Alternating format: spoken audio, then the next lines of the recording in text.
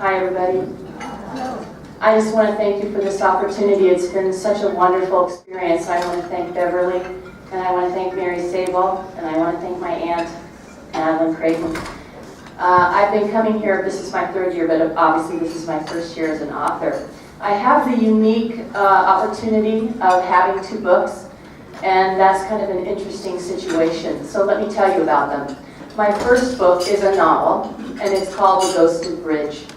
It's set in Minnesota and Sedona, Arizona.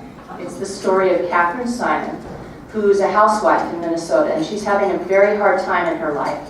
So she goes to Sedona to sort it all out. She wants to meet with a psychic and figure out what's going on. And hopefully the psychic will tell her everything that's going to happen and it's all going to be fine. Well, nothing really amazing happens when she meets this psychic. But when she returns to Minnesota, the psychic herself in Sedona starts getting visited by a ghost. And the ghost is trying to stop Catherine Simon from driving over the I-35W bridge, which collapsed on August 1st, 2007, in real life. So it's an interesting paranormal mystery, and it was a lot of fun to write. So now we flash forward to the next book. It's a children's picture book. How do you go from one to the other? That's an interesting story. The second book, Finding Home, is about a rescue cat in Minnesota who's searching for a name and a forever family. But the problem is, when he gets picked up from the side of the road, he's in very sad shape, and nobody wants to give him a second look. So the book tells the story of how he finds his home and his name, and it's very sweet, and it's based on a true story. So you might ask, how in the world did you go from writing a novel to a children's picture book? And it's quite the exciting story, so let me tell you. In 2008, I'm a teaching tennis pro. I was training in Scottsdale, Arizona, and a friend of mine said, let's go to Sedona for the weekend.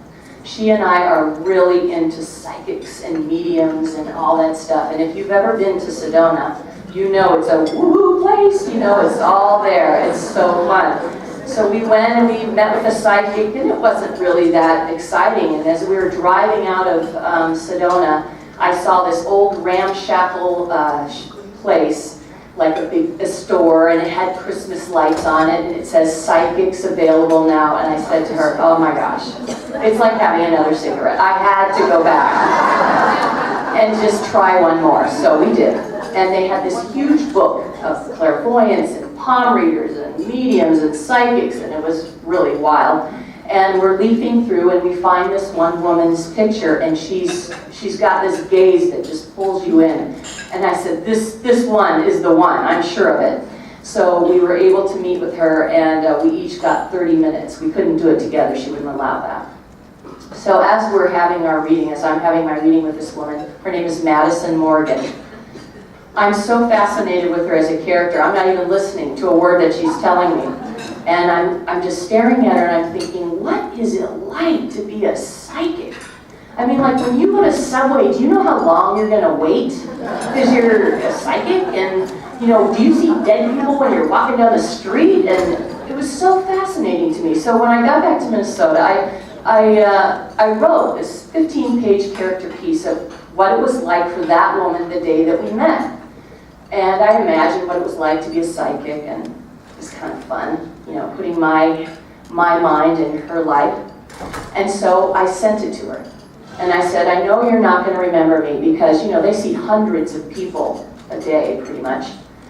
But I want you to have this.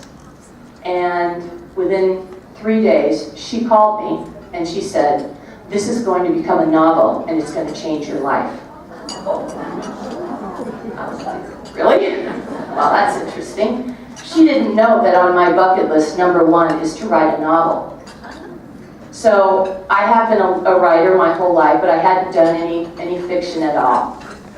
So I started thinking about a story, and the story of Catherine Simon came to me. And the bridge collapse in Minnesota was quite a devastating experience for everyone. It was like Minnesota's 9/11, and it's seared into our psyches.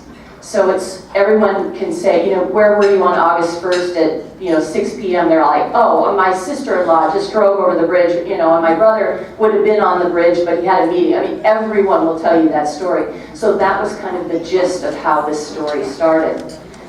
So I'm thinking about the story and I start to write it. And then I start thinking about maybe I could get my courage up to finish my master's degree at USC. Now that's kind of tricky because I started my master's degree in professional writing fiction in 1987 at USC. I was pregnant with my first son, so I got all the way almost to the end. I had one classroom class left and my thesis. And then we moved to Minnesota. So that was going to put the kibosh on that because obviously how am I going to take a classroom class? Then on November 11th,